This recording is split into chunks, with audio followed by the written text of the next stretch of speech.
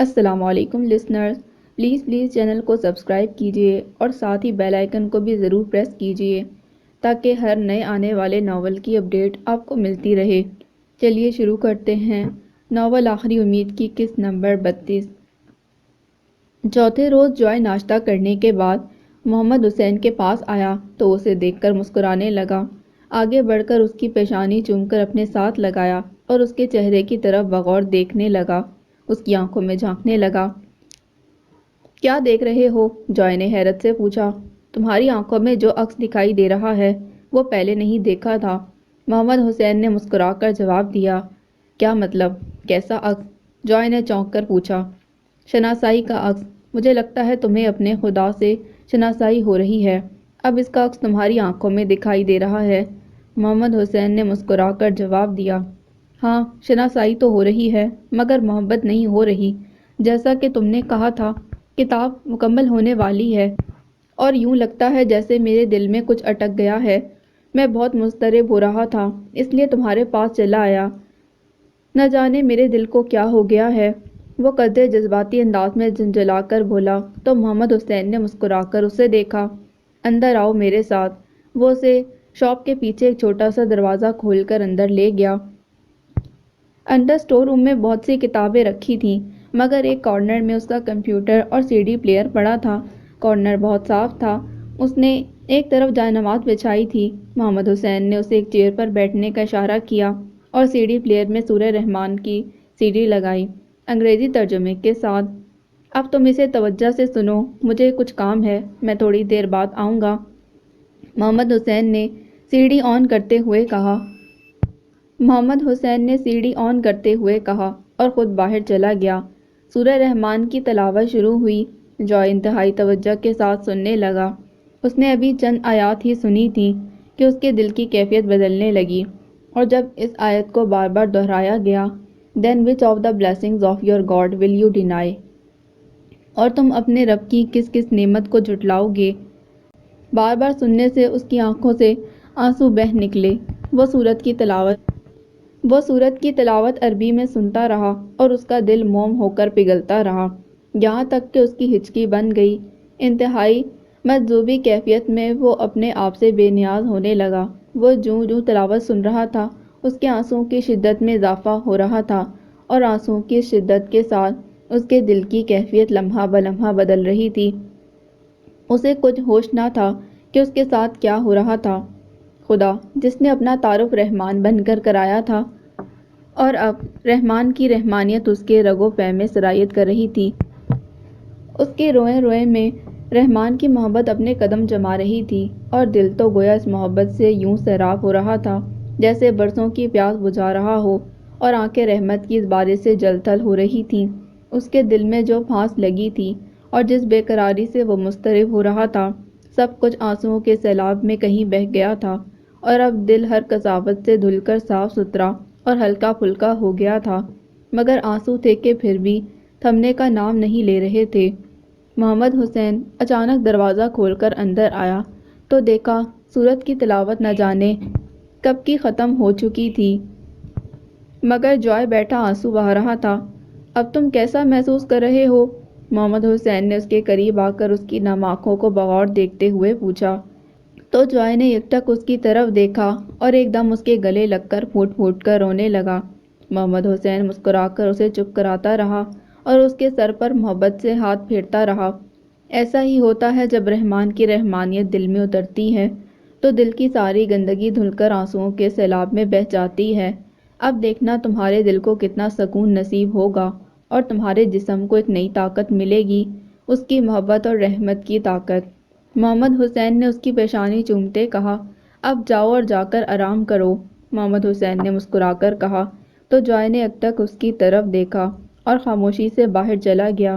محمد حسین مسکرا کر معنی خیز انداز میں اس کی طرف دیکھنے لگا اور مسکرانے لگا۔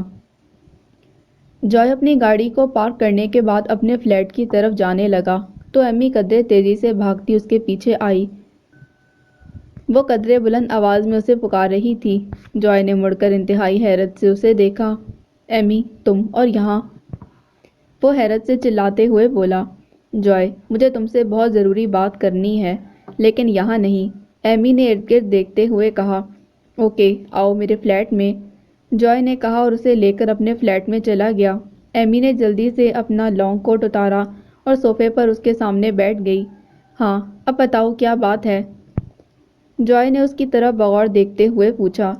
تم کہاں گم ہو؟ تم نے اپنا سیل کیوں آف کر رکھا ہے؟ میں نے تمہیں کئی بار کانٹیکٹ کرنے کی کوشش کی اور تم… ایمی اسے تفصیل بتانے لگی۔ بات کیا ہے؟ جوائے نے قطعیت سے پوچھا۔ تم آفس کیوں نہیں آ رہے؟ ایمی نے پوچھا۔ اب میں آفس کبھی نہیں آؤں گا، میرا ان لوگوں سے کوئی کنسرن نہیں اور میں یہ فلیٹ بھی جلد چھوڑ دوں گا، جوائے نے گہری سانس لیتے کہا۔ ڈونٹ بی سلی جوائے، تم نہیں جانتے یہ تمہارا ایٹیٹیوڈ میک اور ایڈورڈ کو کتنا غصہ دلا رہا ہے اور وہ لوگ تمہارے خلاف ایک گہری چال چلنے کی کوشش کر رہے ہیں۔ جوائے، تم انوسنٹ ہو اور تمہیں اس چال کا کچھ علم نہیں، اس لیے میں تمہیں بتانے آئی ہوں، اس نے آنکھیں گھما کر قدرے گھبرائے ہوئے کہا۔ تو جوائے نے ایک دم چونک کر اس کی طرف دیکھا۔ کیا مطلب؟ تم مجھے کھل کر بتاؤ، اینڈ ٹرسٹ می، میں کسی کو نہیں بتاؤں گا، جوائے نے اس کے قریب بیٹھ کر اسے یقین دلاتے کہا۔ جوائے، کیا تم نے کوئی اسکیچ میک کو دیا تھا؟ ایمی نے بغور دیکھتے ہوئے پوچھا۔ نہیں تو، جوائے نے نفی میں سر ہلاتے کہا۔ اچھی طرح یاد کرو، کسی مانسٹر کا، ایمی نے اسے زور دیتے ہوئے کہا۔ او ہاں، یاد آیا، لیکن وہ میں نے میک کو نہیں دیا تھا، میں تو ایک روز یوں ہی آفس میں اسکیچ بنا رہا تھا تو میک نے زبردستی وہ مجھ سے لے لیا تھا، جوائے نے سوچتے ہوئے بتایا، اور اب وہ اس اسکیچ کے ذریعے تمہیں ایکسپلائٹ کرنا چاہ رہے ہیں، ایمی نے رازدارانہ انداز میں بتایا۔ کیا مطلب؟ میں نہیں سمجھا، جوائے نے قدرے تشویش سے پوچھا۔ جوائے، وہ اس اسکیچ کو مسلمز کے خلاف، اسے ریڈیکولس کارٹونز میں ڈیولپ کر کے اب تمہارے نام سے شائع کرنا چاہتے ہیں تاکہ جب وہ شائع ہو تو مسلم مشتعل ہو کر تمہیں کل کر دیں۔ جوائے، اگر ایسا ہو گیا تو تم بہت بڑی مصیبت میں پھنس جاؤ گے۔ پہلے شاید تم نے جتنے آرٹیکلز لکھے وہ فیک نیم سے تھے، لیکن اب جب وہ تمہارے نام سے منظر عام پر آئے گا تو سوچو پوری دنیا میں جو طوفان اٹھے گا، اس کا سامنا کرنے کے لیے تم اکیلے ہوگے۔ اب میک اور ایڈورڈ تمہیں سپورٹ نہیں کریں گے، ایمی نے اسے جلدی بتایا۔ اوہ نو، یہ سب تمہیں کس نے بتایا؟ جوائے نے گھبرا کر اپنے چہرے پر ہاتھ پھیرتے ہوئے کہا۔ میک اور ایڈورڈ ڈسکس کر رہے تھے، میں نے سب سن لیا۔ جوائے، تمہیں کچھ کرنا ہوگا ورنہ… ایمی نے فکر مندی سے کہا۔ میں ان دونوں کو زندہ نہیں چھوڑوں گا، میں انہیں شوٹ کر دوں گا، اس نے انتہائی غصے میں اٹھ کر اپنے ٹیبل کی دراز سے ریوالور نکالی۔ پاگل مت بنو، یہی تو وہ لوگ چاہتے ہیں کہ تمہیں اس طرح ٹریپ کریں کہ تم ساری زندگی سسک کر مر جاؤ، ان کو مارنے سے تم جیل چلے جاؤ گے اور پھر تمہاری زندگی ختم۔ میں تمہیں بچانا چاہتی ہوں اور تم پھر وہی کچھ کرنے جا رہے ہو جو کچھ وہ لوگ چاہتے ہیں۔ ایمی نے اس کے ہاتھ سے ریوالور چھین کر غصے سے کہا۔ تو جوائے نے چونک کر اس کی طرف دیکھا۔ پھر تم کیا چاہتی ہو؟ جوائے نے گہری سانس لے کر اس سے پوچھا۔ تم خود سوچو کہ ان کی سازش کا جواب تم نے کس طرح دینا ہے، لیکن ہائپر ہو کر نہیں، سینسیبل بن کر، ایمی نے نرمی سے سمجھاتے کہا۔ تو جوائے نے اس کی طرف بغور دیکھا۔ کہیں تمہیں بھی تو میک اور ایڈورڈ نے میرے پاس نہیں بھیجا؟ کیا تم بھی ان کی پلاننگ کا حصہ تو نہیں ہو؟ جوائے نے قدرے مشکوک انداز میں پوچھا۔ تم بہت نان سینس ہو، اگر میں ان کی پلاننگ کا حصہ ہوتی تو تمہیں سب کچھ بتانے خود یہاں نہ آتی۔ ٹھیک ہے، اگر تم مجھ پر ٹرسٹ نہیں کر رہے تو میں جا رہی ہوں، ایمی نے گہری سانس لیتے اپنا کوٹ اٹھایا اور پہن کر باہر جانے لگی۔ آئی ایم سوری، اس وقت مجھے کچھ سمجھ نہیں آ رہا، تم سوچ بھی نہیں سکتی کہ میرا ذہن کتنا معاف ہو رہا ہے، پلیز مجھے معاف کر دو، جوائے نے اس کے سامنے آ کر التجائی انداز میں کہا۔ تو ایمی نے اس کی طرف دیکھ کر گہری سانس لی۔ اوکے، اس نے یکٹک اس کی طرف دیکھتے کہا۔ ایمی، پلیز تم مجھے بتاؤ اب مجھے کیا کرنا چاہیے؟ جوائے نے اس سے پوچھا۔ میں نہیں چاہتی کہ وہ ریڈیکولس کارٹونز تمہارے نام سے شائع ہوں، بلکہ وہ شائع ہی نہیں ہونے چاہیے۔ جوائے، میں مسلم نہیں، لیکن میں سمجھتی ہوں کہ کسی بھی مذہب اس کے پروفٹ یا فالوورز کو یوں تحقیر کا نشانہ نہیں بنانا چاہیے۔ جب ہم لبرل اور براڈ مائنڈڈ ہونے کا دعویٰ کرتے ہیں تو ہمیں دوسروں کے انتہائی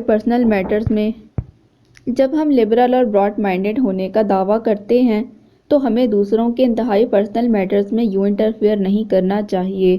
یہ بہت شیم فل ایکٹیویٹی ہے۔ آئی ہیٹ دس، ایمی نے خفگی سے منہ بنا کر کہا۔ تم نہیں جانتی کہ اس کے پیچھے ان کی کیا پلاننگ ہوتی ہے۔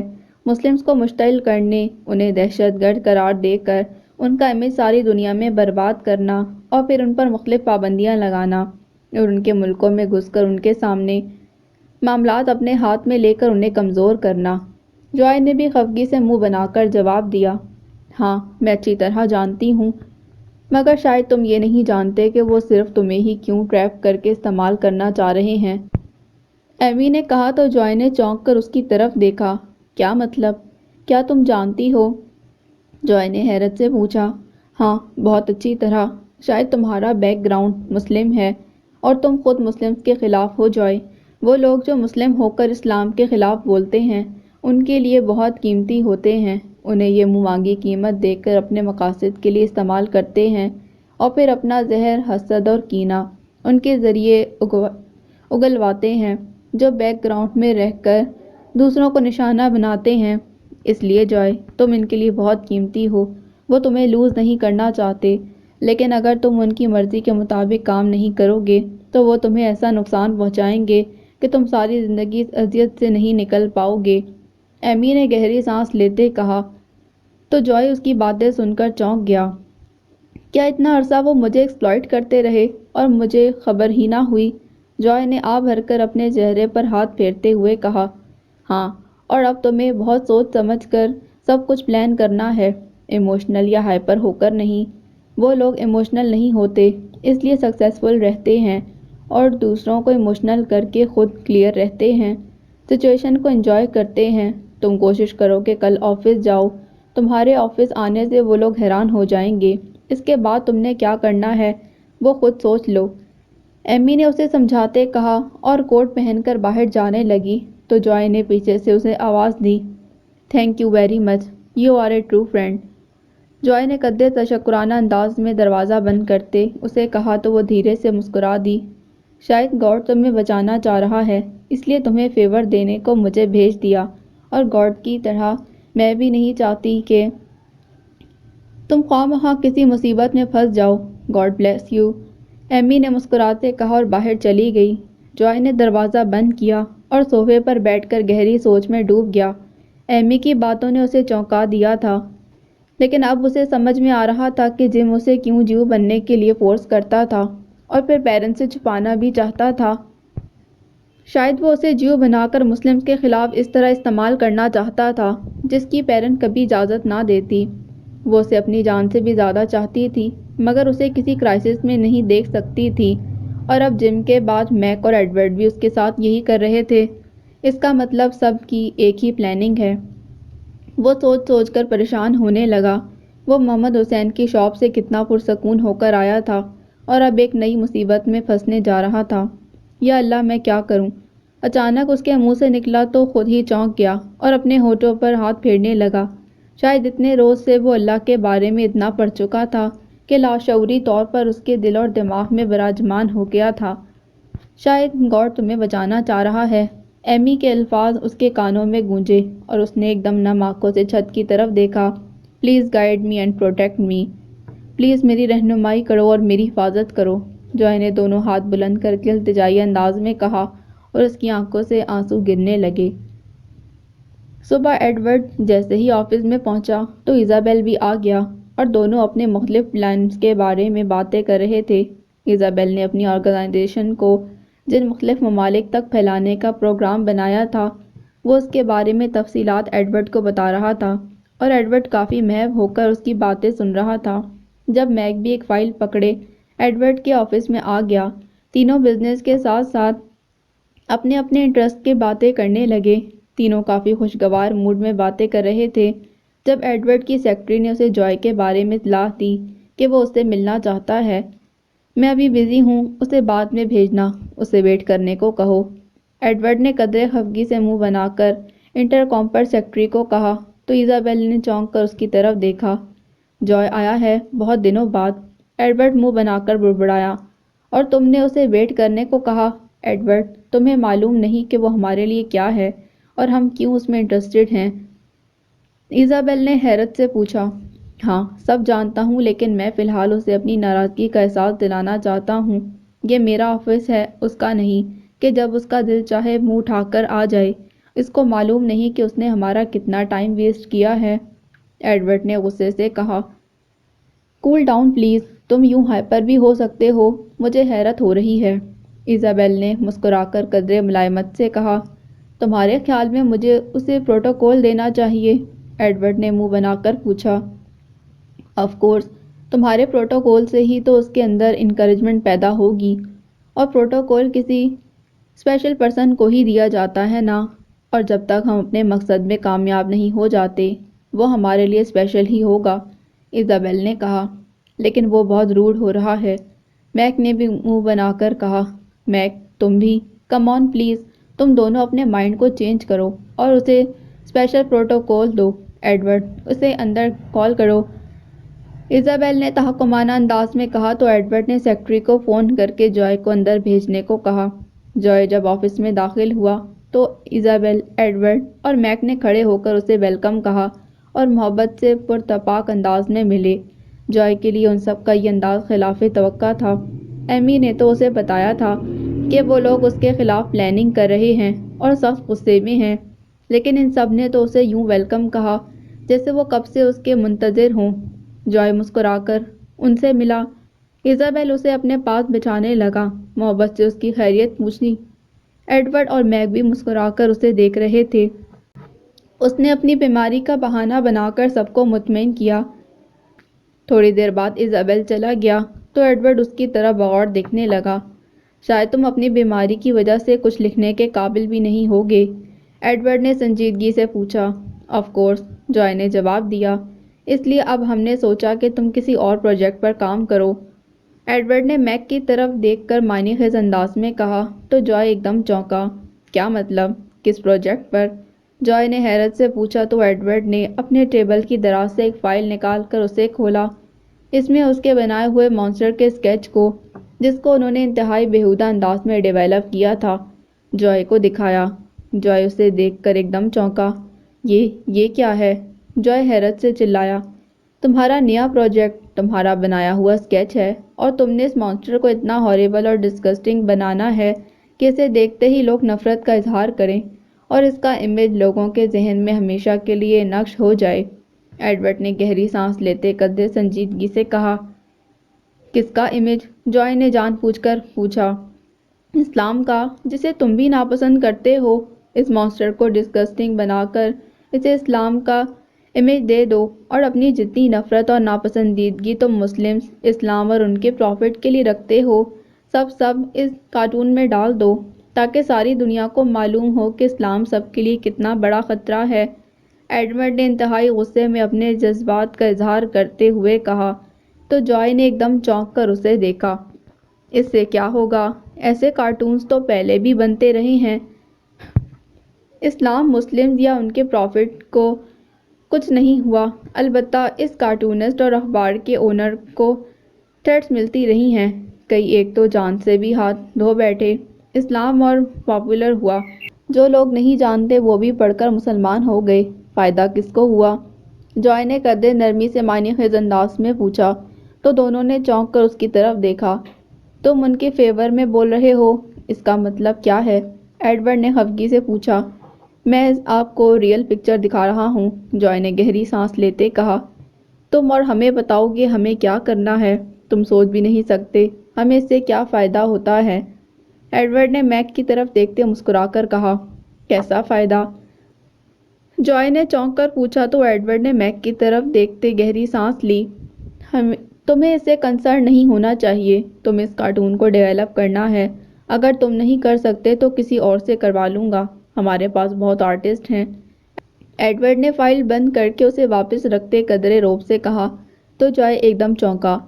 اگر اس نے انکار کر دیا تو یہ کارٹون نہ جانے کیا بن کر اس دنیا کے سامنے آ جائے گا، اور اس نے دل میں سوچا اور گہری سانس لی۔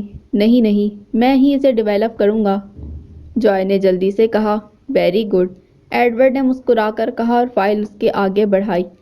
کل تک تمہیں اسے ڈیولپ کرنا ہے، ہر صورت میں تمہارے پاس صرف آج رات تک کا ٹائم ہے، ایڈورڈ نے کہا۔ اوکے، جوائے نے فائل پکڑی اور اس کے آفس سے باہر چلا گیا۔ میک، اس پر نظر رکھو، آج اس کی آنکھوں میں جو چمک اور چہرے پر جتنا اعتماد ہے، وہ میں نے پہلے کبھی نہیں دیکھا، ایڈورڈ نے میک سے راستانہ انداز میں کہا۔ ڈونٹ وری، میں نے سب کچھ پلان کر لیا ہے، میک نے مسکرا کر کہا اور دونوں معنی خیز انداز میں باتیں کرنے لگے۔ جوائے نے اپنے آفس میں آ کر اس اسکیچ کو کھولا تو اس نے جھرجھری سی لی۔ اس کے دل میں کراہیت سی پیدا ہونے لگی۔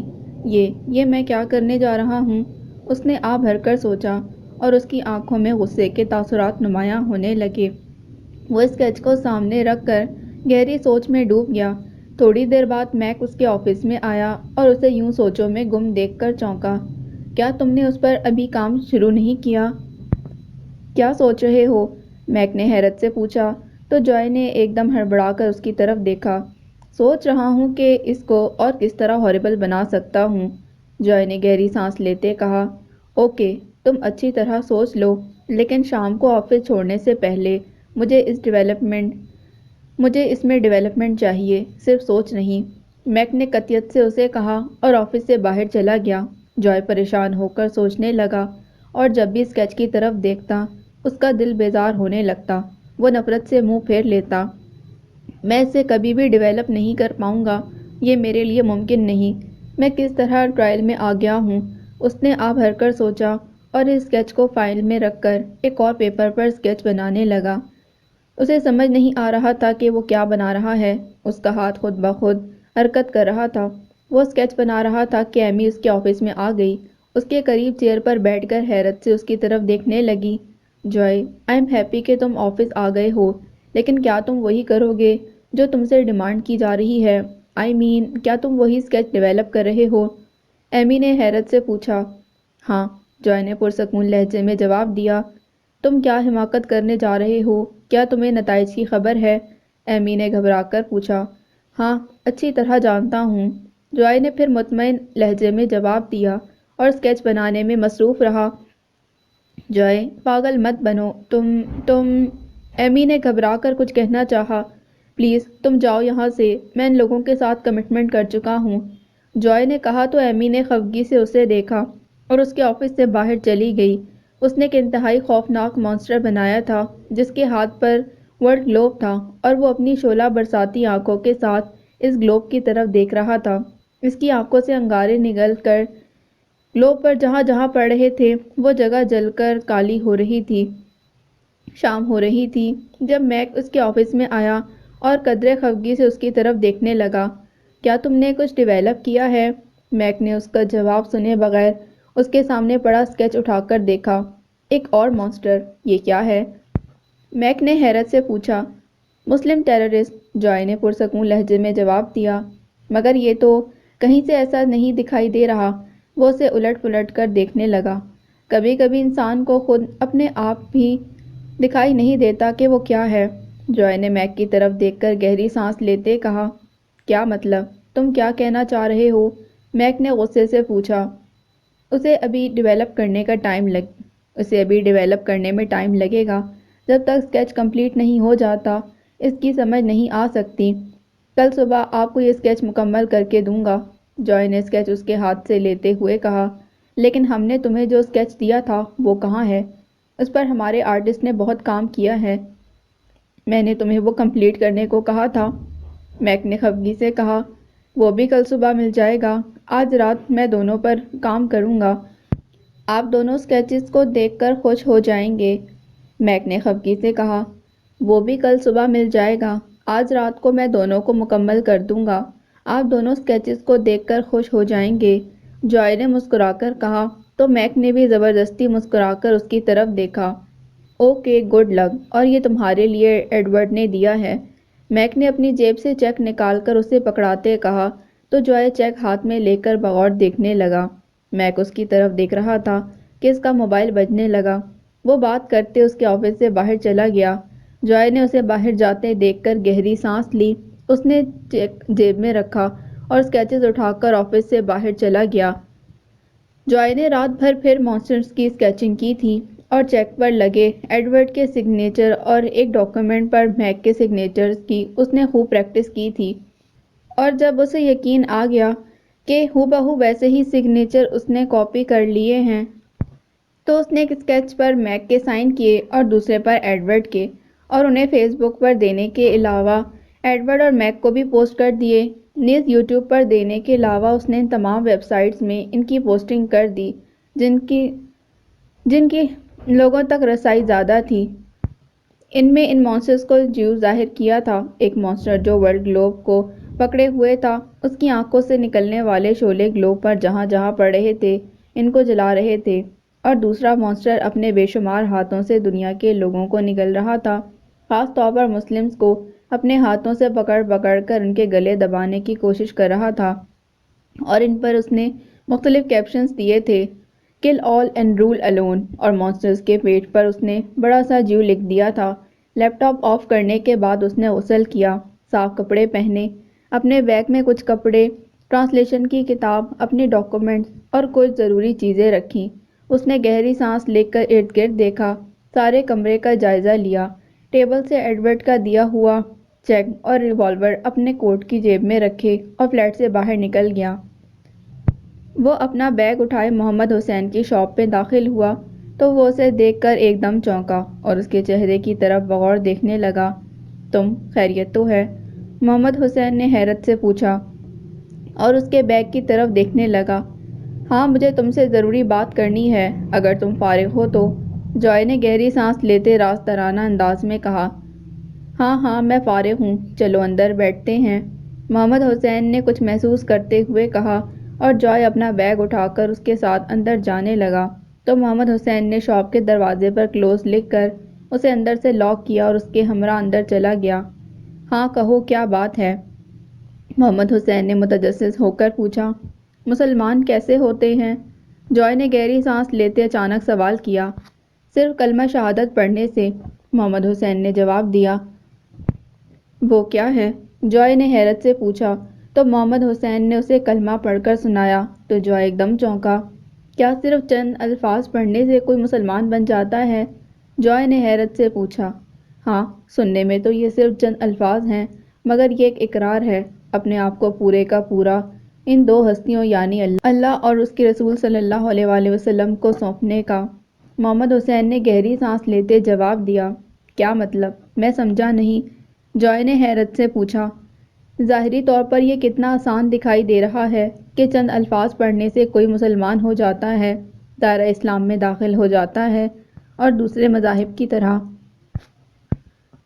اس میں نہ تو اجتماع لینا ہے نہ کوئی اور مذہبی رسومات، مگر باطنی طور پر یہ سب سے مشکل کام بھی ہے اور آسان بھی، محمد حسین نے اسے سمجھایا۔ وہ کیسے؟ جوائے نے چونک کر پوچھا۔ اپنے ذہن کی تمام سوچوں، خیال اور دل میں جنم لینے والے تمام سرکش جذبوں کو لگام ڈال کر، ان کے زاویوں کو ٹھیک کر کے دل کی پوری سچائی اور خلوص کے ساتھ اللہ کی وحدانیت اور محمد صلی اللہ علیہ وآلہ وسلم کی رسالت کا اقرار کرنا، اور پھر اپنی زندگی کے ہر عمل، اپنی ہر سوچ، اپنے ہر قول کو دونوں کا مطیع اور فرما بردار بنا دینا، یہ کوئی آسان کام نہیں ہے۔ اس میں انسان کا سارا نفس، اس کا جسم، اس کی روح، اس کا دل، اس کا ذہن سب انوالو ہوتے ہیں، لیکن جب انسان ایک بار سچے دل سے گواہی دے کر ان کا فرما بردار بن جاتا ہے تو پھر اللہ سارے راستے خود آسان کرتا چلا جاتا ہے۔ یہ الفاظ زبان سے ادا کرنا آسان ہے، مگر ان کو دل سے سمجھ کر ادا کرنا بہت مشکل ہے۔ محمد حسین نے اسے ایک ایک بات کھول کر سمجھائی اور جوائے بہت توجہ سے سنتا رہا۔ کیا تم مجھے یہ کلمہ پڑھا کر مسلمان بنا سکتے ہو؟ جوائے نے اس کی طرف بغور دیکھتے سوال کیا۔ ہاں، کیوں نہیں؟ محمد حسین نے خوش ہو کر جواب دیا۔ تو پھر مجھے یہ کلمہ پڑھا دو، جوائے نے گہری سانس لیتے کہا۔ کیا تم نے اپنے دل سے اچھی طرح پوچھ لیا ہے کہ اسے اللہ کا ایک ہونا اور محمد صلی اللہ علیہ وآلہ وسلم کا نبی ہونا قبول ہے؟ محمد حسین نے پھر اس سے سوال کیا۔ ہاں، مجھے میرے دل کو، میرے ذہن کو اور میری روح کو یہ سب قبول ہے، جوائے نے گہری سانس لیتے ہوئے پرمطمئن انداز میں جواب دیا تو محمد حسین ایک دم خوش ہو گیا اور بسم اللہ الرحمن الرحیم پڑھا کر اسے کلمہ شہادت پڑھایا۔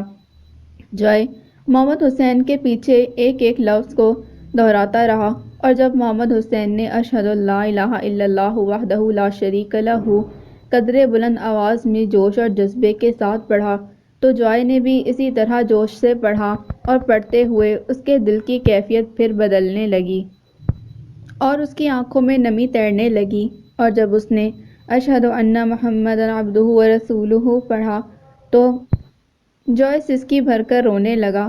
محمد حسین نے گہری سانس لے کر اس کی طرف دیکھا اور مسکرانے لگا اور محبت سے اسے اپنے ساتھ لگا کر چومنے لگا۔ پہلی بار یہ کلمہ پڑھتے میری بھی ایسی کیفیت ہوئی تھی، خوشی سے آنسو خود ہی آنکھوں سے گرنے لگے، مگر یہ خوشی سے زیادہ ندامت کے آنسو ہیں۔ وہ ہچکی بھرتے بولا، اچھی بات ہے، اللہ کو بہت پسند ہے کہ اس کا انسان شرمندہ ہو کر آنسو بہائے۔ تمہیں بہت مبارک ہو، اللہ نے تمہیں ہدایت کے راستے پر ڈالا ہے۔ اسلام کتنی بڑی نعمت اور رحمت ہے، اس کے سائے میں آنے کے بعد انسان کو محسوس ہوتا ہے۔ محمد حسین نے مسکرا کر اس کے آنسو صاف کرتے کہا، آؤ میں تمہیں وضو کراتا ہوں اور پھر ہم دونوں شکرانے کی نماز ادا کرتے ہیں۔ محمد حسین نے مسکرا کر کہا، نماز مجھے تو نہیں آتی۔ جوائے نے معصومیت سے کہا، کیسے آ سکتی ہے، تم ابھی بھی تو مسلمان ہوئے ہو، لیکن میں تمہیں سکھا دوں گا۔ ابھی میں جس طرح نماز پڑھوں گا اسی طرح تم پڑھنا، لیکن دل میں اللہ کا شکر ادا کرتے جانا کہ اس نے تمہیں اپنے کرم سے نوازا ہے۔ محمد حسین نے کہا اور اسے واش روم میں لے گیا، اسے وضو کرنے کا طریقہ سمجھانے لگا۔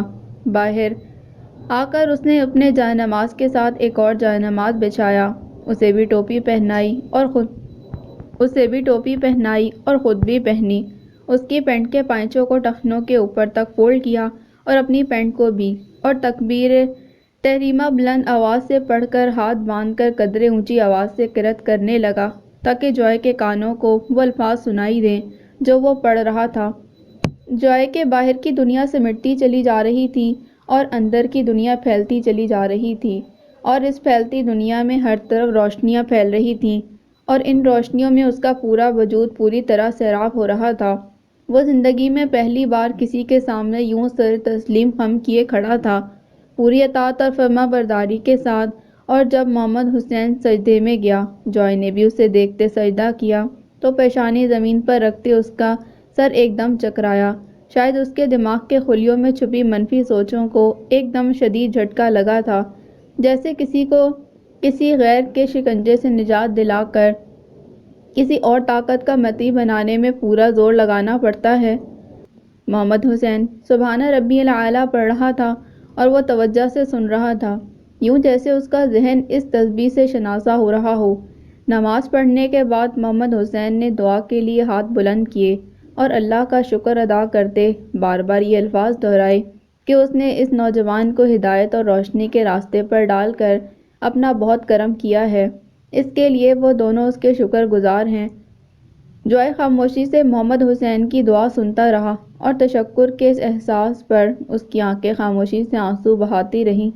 الحمدللہ، بہت بہت مبارک ہو، اب میں تمہیں اسلامک سینٹر لے کر جاؤں گا، وہاں تمہارا اسلامی نام رکھ کر تمہیں رجسٹریشن کرانی ہوگی۔ محمد حسین نے کہا، نہیں، مجھے ابھی ایک ضروری کام سے کہیں جانا ہے، بعد میں جاؤں گا۔ جوائے نے گہری سانس لیتے کہا، کیا وہ کام اس کام سے زیادہ ضروری ہے؟ محمد حسین نے حیرت سے پوچھا۔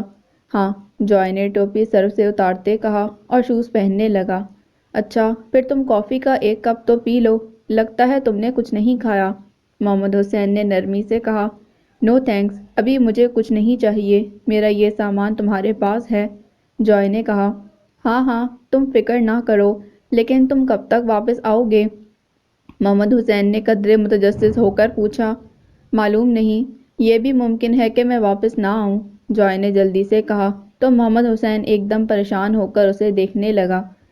یہ تم کیا کہہ رہے ہو اور تم کہاں جا رہے ہو؟ محمد حسین گھبرا کر اس کے پیچھے آیا، مگر جوائے دروازے کا لاک کھول کر شاپ سے باہر چلا گیا۔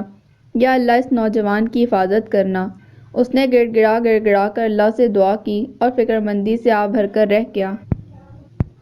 ایڈورڈ اور میک غصے سے پاگل ہو رہے تھے، پورے آفس میں افراتفری کا عالم تھا، ہر طرف فونز اور موبائلز بج رہے تھے۔ ایڈورڈ ایزابیل اور میک کے ساتھ اپنے آفس میں بیٹھا غصے سے چلاتے جوائے کو گالیاں دے رہا تھا۔ ایزابیل بھی انتہائی غصے میں تھا اور میک کا بس نہ چل رہا تھا کہ وہ جوائے کو کہیں سے ڈھونڈ کر لائے اور اس پر خوب گولیاں برسائے، اس کے چیتھڑے اڑا دے۔ ایزابیل، تم نے مجھے اس باسٹرڈ پر ٹرسٹ کرنے کو کہا تھا۔ میں تو اس وک کو کبھی اپنے پاس نہ رکھتا، مگر میں نے سب کچھ تمہارے کہنے پر کیا۔ ہم نے اس کے بارے میں جو پلاننگ کر رکھی تھی، الٹا اس نے ہمیں ہی اس میں انوالو کر دیا۔ تمام جو آرگنائزیشنز ہم سے خفا ہو رہی ہیں کہ ہم نے جیوز کے خلاف یہ کیسا پروپیگنڈا شروع کیا ہے۔ کوئی ہم پر یقین نہیں کر رہا۔ اس باسٹرڈ نے ہمیں سب کی نظروں میں مشکوک بنا دیا ہے۔ ہماری اپنی کمیونٹی ہمارے خلاف ہو گئی ہے۔ اوہ گاڈ، ہم نے اس پر کیوں ٹرسٹ کیا؟ ایڈورڈ نے غصے سے چلاتے پیپر ویٹ اٹھا کر زور سے فرش پر پھینکا۔ وہ غصے سے بری طرح کانپ رہا تھا۔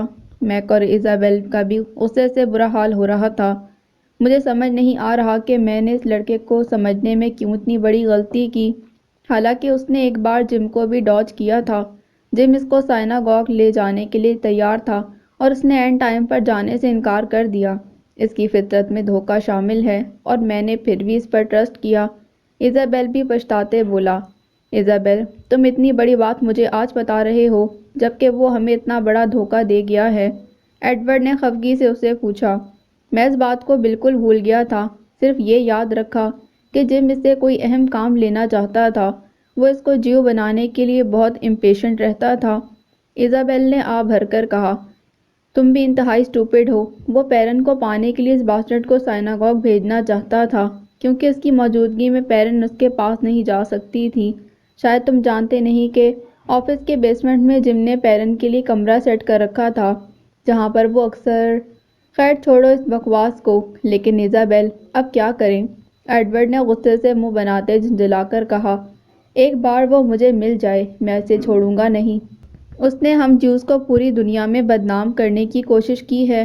میک غصے سے چلاتے ہوئے بولا تو اسی لمحے جوائے آفس میں داخل ہوا۔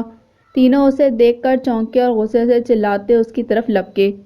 شٹ اپ، تم میں سے کوئی بھی میری طرف بڑھا تو… اور اس نے جیب سے ریوالور نکال کر انہیں دکھائی۔ تینوں چونک گئے۔ ایڈورڈ کی ریوالور بھی اس کی ٹیبل کی دراز میں پڑی تھی۔ وہ نکالنے لگا مگر جوائے نے اس کو پاؤں سے دھکا دیا اور تینوں کو اپنی اپنی سیٹوں پر بیٹھنے کو کہا۔ تینوں نے خوفزدہ ہو کر ایک دوسرے کو دیکھا اور سیٹوں پر بیٹھ گئے۔ جوائے نے دروازے کو لاک کیا۔ آپ لوگ کس بات پر اتنے ناراض ہو رہے ہیں؟ جوائے نے تینوں سے پوچھا۔ تم نے ہمارے خلاف کیا پروپیگنڈا کیا ہے؟ ہمارے ناموں سے وہ گھٹیا کارٹونز نیٹ پر کیوں پوسٹ کیے ہیں؟ ایڈورڈ نے غصے سے چلاتے کہا، آپ بھی تو مسلمز کے خلاف یہی کرتے ہیں، پھر اب کیوں ناراض ہو رہے ہیں؟ آپ لوگ تو ان کے پروفٹ اور ان کی کتاب کے بارے میں نہ جانے کیا کچھ لکھتے رہتے ہیں اور شائع کرتے ہیں۔ میں نے تو صرف جیو کے بارے میں لکھا ہے اور آپ اتنے ناراض ہو رہے ہیں۔ کبھی آپ نے سوچا کہ مسلمز بھی ایسے ہی ہرٹ اور اریٹیٹ ہوتے ہیں جب آپ یہ سب ربش شائع کرتے ہیں؟ لیکن اس وقت تو آپ سچویشن انجوائے کر رہے ہوتے ہیں، آج بھی کیجیے نا۔ جوائے نے مسکراتے کہا تو تینوں کا خون غصے سے کھولنے لگا۔ تم ہمیں ایکسپلائٹ کر رہے ہو، میک چلایا۔ آپ تو ساری دنیا کو کرتے ہیں۔ کیا آپ نے میرے خلاف پلاننگ نہیں کر رکھی تھی کہ آپ وہ کارٹونز اسلام اور مسلمز کے خلاف شائع کر کے مجھے ٹریپ کریں گے؟ اگر آپ خود ٹریپ ہو گئے تو غصے میں کیوں آ رہے ہیں؟ جوائے نے قدرے مسکرا کر کہا تو میک غصے میں اس کی طرف لپکا اور اسے مارنے کے لیے دوڑا، مگر جوائے نے ٹانگ گھما کر اسے نیچے گرا دیا۔ سب حیرت سے اسے دیکھنے لگے۔ تم نے ساری دنیا میں جیوز کا امیج خراب کرنے کے لیے ہمیں کیوں استعمال کیا؟ ایڈورڈ غصے سے بولا، اگر آپ مجھ جیسے سو کالڈ مسلم کو اسلام کا امیج خراب کرنے کے لیے اپنا ٹول بنا سکتے ہیں تو آپ کو خود بننے میں کیا پرابلم ہے؟ کاش آپ کو اندازہ ہو سکے کہ دوسروں کی طرف شرارت سے چنگاریاں پھینکنے سے جب آگ بھڑکتی ہے تو انہیں کتنی تکلیف ہوتی ہے۔ جوائے نے غصے سے کہا، ایزابیل، تم نے دیکھا آج اس کے اندر مسلم خون اپنا رنگ دکھا رہا ہے۔ ہم نے اس پر ٹرسٹ کر کے کتنی بڑی غلطی کی۔ مسلمز کبھی بھی ریلائبل نہیں ہوتے۔ اس نے ہمیں دھوکہ دیا ہے۔ یہ اوپر سے نان مسلم تھا اور آج اپنی اصلیت دکھا رہا ہے۔ ایڈورڈ نے ایزابیل کی طرف دیکھتے کہا، تم نے صحیح پہچانا کہ میرے اندر مسلم خون اپنا اثر دکھا رہا ہے کیونکہ میں آج ہی مسلم ہوا ہوں، الحمدللہ، اور مجھے مسلم تم لوگوں کی سازشوں نے بنایا ہے۔ جوائے نے مسکراتے کہا، کیا تم مسلم ہو گئے ہو؟ ایزابیل ایک دم چلایا۔ ہاں، اس نے کلمہ شہادت پڑھ کر سنایا تو تینوں پھٹی پھٹی نگاہوں سے اس کی طرف دیکھنے لگے۔ جوائے نے اپنی جیب سے ایڈورڈ کا دیا ہوا چیک فلیٹ کی چابیاں نکال کر اس کی ٹیبل پر پھینکی۔ ایک سچا مسلم تمہاری اس دولت پر لعنت بھیجتا ہے، جوائے نے کہا تو تینوں ہکا بکا اسے دیکھنے لگے۔ ہم تمہیں چھوڑیں گے نہیں، ایڈورڈ غصے سے چلایا۔ کیوں؟ اس لیے کہ بقول تمہارے میں نے تمہیں دھوکہ دیا ہے، تو تم بھی تو یہی سب کچھ کرتے آ رہے ہو۔ مجھے سزا دینے سے پہلے اپنے آپ کو سزا دو، اور اگر میرا پیچھا کرنے کی کوشش کی تو انجام کیا ہوگا وہ اچھی طرح جان لینا۔ جوائے نے آنکھیں گھما کر دھمکی کے انداز میں کہا، تم کیا کرو گے؟ میں غصے سے چلایا، اپنے ساتھ بم باندھ کر تم سب کو اڑا دوں گا۔ تم جیو زندگی سے جتنی محبت کرتے ہو، مسلم اتنی ہی زیادہ موت سے محبت کرتے ہیں، اور یہ احساس آج ہی میرے اندر پیدا ہوا ہے۔ اللہ اور اس کے رسول صلی اللہ علیہ وآلہ وسلم کی عزت کے سامنے ایک سچے مسلمان کی زندگی کوئی اہمیت نہیں رکھتی۔ جوائے نے پرسکون لہجے میں کہا تو تینوں نے چونک کر اس کی طرف دیکھا۔ جوائے اس وقت جتنا بورڈ لگ رہا تھا، اس کے لیے بم باندھ کر ابھی انہیں اڑانا کوئی مشکل نہیں تھا۔ وہ اندر ہی اندر خوفزدہ ہونے لگے کہ کہیں وہ واقعی اپنے ساتھ کوئی بم باندھ کر نہ لایا ہو، اور ان کے چہروں پر پھیلی تشویش اور آنکھوں میں چھپے خوف کو جوائے نے بھانپ لیا۔ تم لوگ ٹھیک سوچ رہے ہو، اس وقت میرے موبائل میں واقعی ہی بم ہے۔ تم لوگوں نے ذرا سی حرکت کی تو میں اسے آن کر دوں گا۔ کیا؟ تینوں خوف سے چلائے اور اپنی سیٹوں میں دبک کر بیٹھ گئے۔ ان کے چہرے خوف سے زرد ہونے لگے۔ گڈ بائے، جوائے نے مسکرا کر کہا اور دروازہ کھول کر باہر چلا گیا۔ یہ کیا ہو گیا؟ اس نے ہمیں کیسے دھمکایا؟ وہ جھوٹ بول رہا تھا، اس کے پاس کوئی بم نہیں ہے، میں غصے سے بولا۔ نہیں، ضرور ہوگا، اگر ریوالور ہو سکتی ہے تو پھر وہ بھی ضرور ہوگا، اور ویسے بھی وہ اب مسلم ہو گیا ہے اور ایزابیل دانت کچکچا کر بولا۔ اسے سمجھ نہیں آ رہا تھا وہ کس طرح اپنے غصے کا اظہار کرے۔ وہ چلاتے اپنے سر کے بال نوچنے لگا۔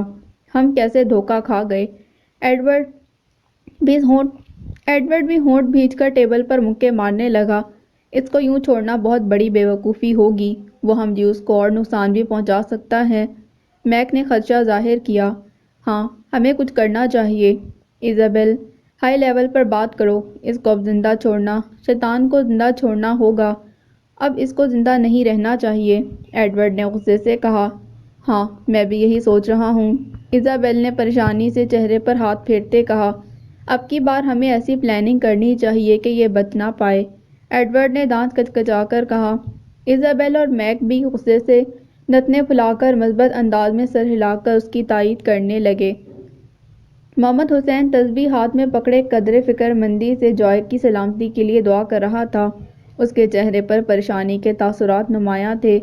تھوڑی دیر بعد جوائے شاپ میں داخل ہوا تو اس کے چہرے پر ایک دم خوشی کے تاثرات نمایاں ہونے لگے۔ اس نے تسبیح چوم کر آنکھوں کو لگائی۔ اللہ کا شکر ہے تم ٹھیک ہو، میں تمہاری وجہ سے کتنا پریشان ہو رہا تھا۔ یہ تسبیح پڑھ کر اللہ سے تمہاری حفاظت کی دعا مانگ رہا تھا۔ محمد حسین نے اسے تسبیح دکھاتے کہا تو جوائے نے چونک کر اس کی طرف دیکھا۔ کیوں؟ ہم تو ایک دوسرے کو زیادہ نہیں جانتے، پھر تم مجھ سے اتنی محبت کیوں کرنے لگے ہو؟ جوائے نے مسکرا کر پوچھا۔ ایک سچا مسلمان اپنے مسلمان بھائی کا ایسے ہی خیر خواہ، سچا ہمدرد اور پرخلوص دوست ہوتا ہے۔ ایک دوسرے سے محبت خود بخود دل میں پیدا ہو جاتی ہے، اور تمہیں تو میں نے خود کلمہ پڑھا کر مسلمان بنایا ہے، اس لیے تم سے بہت زیادہ پیار ہے۔ محمد حسین نے مسکرا کر شفقت سے اس کے چہرے پر ہاتھ پھیرا۔ Thank you very much. اس وقت اس ملک میں آپ کے علاوہ میرا کوئی اور مخلص دوست نہیں ہے، جوائے نے گہری سانس لیتے کہا۔ اسلام قبول کرنے کے بعد تمہیں سب اپنے ہی لوگ ملیں گے، چلو اب اسلامک سینٹر چلتے ہیں، محمد حسین نے مسکراتے کہا۔ اوکے، لیکن پہلے میں کافی پینا چاہوں گا، بہت تھک گیا ہوں، جوائے نے کہا۔ ٹھیک ہے، میں ابھی لاتا ہوں، اور وہ اپنے اور اس کے لیے کافی کے 2 مگز لے آیا۔ کافی پیتے دونوں اسلام کے بارے میں باتیں کرنے لگے۔ نہ اس نے جوائے کے بارے میں کچھ پوچھا نہ ہی جوائے نے۔ پھر وہ اسے اسلامک سینٹر لے گیا۔ اسلامک سینٹر کے انچارج مولوی زکریا نے اسے خوش آمدید کہا، اس سے کلمہ سنا اور محبت سے اپنے ساتھ لگا کر مبارکباد دی۔ تم اپنے لیے کیا نام پسند کرو گے؟ مولوی زکریا نے پوچھا۔ محمد محمد سے بڑھ کر اچھا نام کوئی اور نہیں ہو سکتا، وہ مسکرا کر بولا۔ ماشاء اللہ، ٹھیک کہا، لگتا ہے ان سے بہت محبت کرتے ہو، مولوی زکریا نے کہا۔ ہاں، انہی کی وجہ سے تو مسلم ہوا ہوں، جوائے نے مسکرا کر کہا۔ الحمدللہ، اللہ مبارک کرے۔ کیا محمد کے ساتھ کوئی اور نام بھی رکھنا چاہتے ہو، جیسے محمد عثمان، محمد عمر، محمد علی؟ مولوی زکریا نے کہا تو وہ ایک دم چونکا۔ اسے یاد آنے لگا کہ اسے اس کی ماں نے اس کے باپ کے نام علی کے ساتھ کچھ اور بھی بتایا تھا، مگر وہ اب اسے یاد نہیں آ رہا تھا۔ ہاں، محمد علی، وہ جلدی سے بولا۔ اوکے، مولوی زکریا نے اس کا نام محمد علی رکھا اور اس کے لیے سب نے ہاتھ اٹھا کر خیر و برکت کی دعائیں کی۔ اسلامک سینٹر میں موجود سب لوگوں نے اسے گلے لگا کر بہت مبارکباد دی۔ وہ خوشی سے پھولے نہ سما رہا تھا۔ اب تم یہاں روزانہ آ کر اسلام کی تعلیمات کے بارے میں درس لیا کرنا، مولوی زکریا نے اسے کہا۔ میں پاکستان جانا چاہتا ہوں، کیا آپ مجھے کسی طرح پاکستان بھجوا سکتے ہیں؟ میرے پاس ابھی اتنے ریسورسز نہیں ہیں، اس نے سرگوشی میں بتایا۔ وہاں کیوں جانا چاہتے ہو؟ مولوی صاحب نے پوچھا۔ میرے پیرنٹس وہاں سے بلانگ کرتے تھے، اب وہ اس دنیا میں نہیں ہیں۔ میں سرزمین کو دیکھنا چاہتا ہوں جس میں میری روٹس ہیں، محمد علی نے غمگین ہو کر کہا۔ ہاں، کیوں نہیں، ہم سب تمہارے لیے پوری کوشش کریں گے، تو مجھے اپنے ڈاکومنٹس دے دو، مولوی زکریا نے کہا تو جوائے نے انہیں اپنے ڈاکومنٹس دے دیے۔ انشاءاللہ تم جلدی پاکستان چلے جاؤ گے، مولوی زکریا نے مسکرا کر کہا۔ سچ؟ وہ انتہائی خوشی سے بولا۔ ہاں، انشاءاللہ، یہاں مسلم کمیونٹی بہت اچھی اور اسٹرانگ ہے، سب ضرور تمہاری مدد کریں گے، مولوی زکریا نے اسے تسلی دی اور وہ انتہائی خوش محمد حسین کے ساتھ اس کے فلیٹ میں آ گیا، جہاں وہ اپنے آپ کو بہت محفوظ سمجھنے لگا تھا۔ ربیہ مفاز کی ڈیتھ کے بعد بالکل گمسم سی ہو گئی تھی اور اسے شدید ڈپریشن رہنے لگا۔ یاسر نے اس کے ساتھ جو کچھ کیا تھا، اس نے اسے بھی گلٹی بنا دیا۔ یاسر اس قدر شفاق ہو جائے گا اسے یقین نہیں آتا تھا۔ وہ اس لمحے کو کوستی جب اس نے یاسر کو سب کچھ بتایا اور یاسر نے اسے بغیر کچھ بتائے خود ہی اسے مارنے کی پلاننگ کر لی، اور اس نے جس انداز سے اس کی جان لی تھی، وہ سن کر اس کے رونگٹے کھڑے ہو گئے تھے۔ سہیب نے جب آخری بار انہیں اس کی حالت کے بارے میں بتایا تو وہ برداشت نہ کر سکی اور دھاڑے مار مار کر رونے لگی۔ اس کے بعد اس نے یاسر سے بات کرنا چھوڑ دی تھی۔ اس کے ممی ڈیڈی نے بھی یاسر کو بہت ڈانٹا تھا۔ اس کے باپ کو سب سے زیادہ غصہ اس بات پر تھا کہ وہ ایک بار مفاز سے پوچھتا تو صحیح کہ اس نے کیوں ربیہ کو دھوکہ دیا، ہو سکتا ہے اس میں اس کی مجبوری ہو۔ UK جیسے ملک میں اکثر لڑکے پیپر میرجز کرتے ہیں اور ممکن ہے اس نے بھی وہی کی ہو۔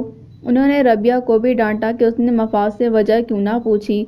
اس واقعے سے پہلے دونوں ٹھیک زندگی گزار رہے تھے، مفاز نے اسے کبھی ہرٹ نہیں کیا تھا اور وہ اسے محبت کرتا تھا۔ پاکستان سے کال آنے کے بعد وہ ایک دم بہت زیادہ ڈرنک کرنے لگا تھا۔ اسے صرف اس سے یہی شکایت تھی، ورنہ شادی کے بعد دونوں بہت خوش تھے۔ ربیہ ان لمحات کو یاد کر کے روتی رہتی تھی۔ ہاسپٹل میں بھی اس کا دل نہیں لگتا، چند مہینوں میں ہی اس کی زندگی اجڑ گئی تھی۔ وہ ہر وقت اپنے کمرے میں بند سوچوں میں گم رہتی۔ اس کے ذہن میں ایک بات بیٹھ گئی تھی کہ اگر مارتا اسے فون کر کے یہ سب نہ بتاتی تو شاید آج حالات مختلف ہوتے۔ وہ اپنی اس حالت کا ذمہ دار مارتھا کو ٹھہراتی تھی۔ مارتھا کی کال نے اس کے دل میں آگ سی لگا دی تھی۔ مفاز کی زندگی میں کوئی اور بھی تھی، وہ صرف اپنے آپ کو ہی اس کی محبت کا مرکز اور محور سمجھتی تھی۔ اس سے مارتھا کی موجودگی برداشت نہ ہو پائی تھی۔ اس نے سب کچھ یاسر کو بتا دیا۔ اب سوائے تعصب کے اس کے پاس کچھ نہیں تھا۔ انہی باتوں کو سوچتے ہوئے اس کے اندر شدید آگ بھڑکنے لگی تو اس نے مارتھا کا نمبر ملایا۔ کافی بیلز کے بعد مارتھا نے گلوگیر آواز کے ساتھ ہیلو کہا۔ اب تو تم خوش ہونا کہ تمہیں کوئی کوشش بھی نہیں کرنی پڑی اور تمہاری بے وفائی کا بدلہ بھی پورا ہو گیا۔ مفاز کی ڈیتھ پر تم نے ضرور جشن منایا ہوگا۔ کیا تھا اگر تم مجھے نہ بتاتی اور ہماری زندگی میں یوں آگ نہ لگتی؟ ربیہ ایک دم چلاتے ہوئے پھوٹ پھوٹ کر رونے لگی تو مارتھا کی آنکھوں سے بھی آنسو گرنے لگے۔ جس اذیت سے تم گزر رہی ہو میں بھی اسی میں مبتلا ہوں، مارتھا نے سسکی بھر کر جواب دیا تو ربیہ ایک دم چونکی۔ تم اور اذیت میں؟ تمہیں تو خوش ہونا چاہیے، ربیہ نے خفگی سے کہا، میں نے جو کچھ بھی کیا اپنی محبت سے مجبور ہو کر کیا۔ میں اسے ہمیشہ کے لیے اپنے ساتھ باندھ کر رکھنا چاہتی تھی، اسے ٹریپ کر کے اپنی محبت کے جال میں جکڑنا چاہتی تھی، مگر وہ فرار ہو گیا مجھے اکیلا چھوڑ کر۔ میں یہ سب برداشت نہ کر سکی، کاش میں اسے اتنی محبت کبھی نہ کرتی۔ مارتھا سسکیاں بھر کر روتے ہوئے بولی، تو ربیہ حیرت سے اس کی باتیں سننے لگی۔ تو کیا تم نے اس کی محبت میں یہ سب کیا؟ کیا تم اسے مارنا نہیں چاہتی تھی؟ ربیہ نے چونک کر پوچھا۔ ہرگز نہیں، اور اس نے مجھے کبھی کوئی دھوکہ نہیں دیا۔ وہ میری پلاننگ سے گھبرا کر فرار ہو گیا تھا۔ میں اسے واپس لانا چاہتی تھی، مگر ہمیشہ کی طرح مجھے پھر مات ہو گئی۔ میں ہار گئی اور وہ جیت گیا۔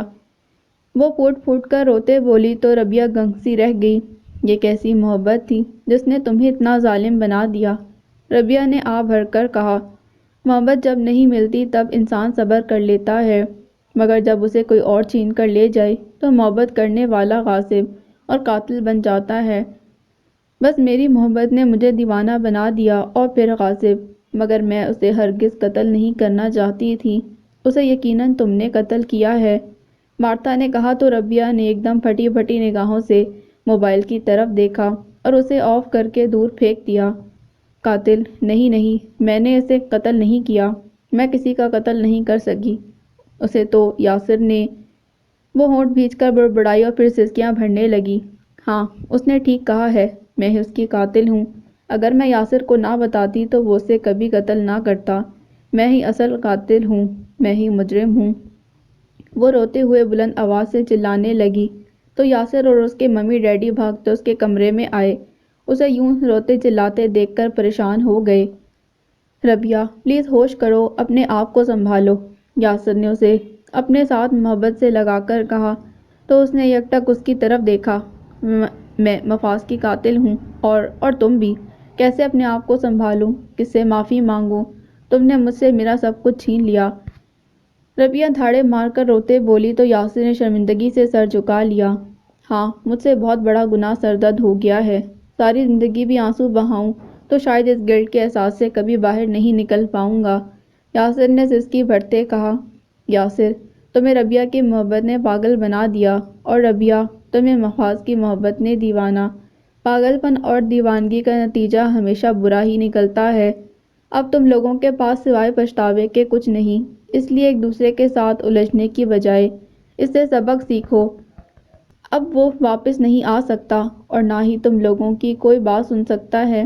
نہ تم اس سے معافی مانگ سکتے ہو اور نہ ہی وہ تمہاری معافی قبول کرے گا، اس لیے اسے تقدیر کا لکھا سمجھ کر قبول کرو۔ یوں رونے پیٹنے اور ایک دوسرے کو کوسنے کا کوئی فائدہ نہیں، اس کے ڈیڈی نے دونوں کو سمجھاتے کہا تو دونوں نے خاموشی سے سر جھکا دیا۔ ربیہ کی آنکھوں سے آنسو گرتے رہے اور یاسر شرمندگی سے اس کی طرف دیکھ کر آہیں بھرتا رہا۔ اب جاؤ اپنے اپنے کمروں میں، اس کے ڈیڈی نے کہا تو دونوں خاموشی سے چلے گئے۔ اب ساری زندگی پچھتاوے کے آنسو، آہیں ان دونوں کا مقدر ہیں، اس کے ڈیڈی نے نم آنکھوں سے اس کی ماں کی طرف دیکھتے کہا تو اس کی آنکھوں سے بھی آنسو گرنے لگے۔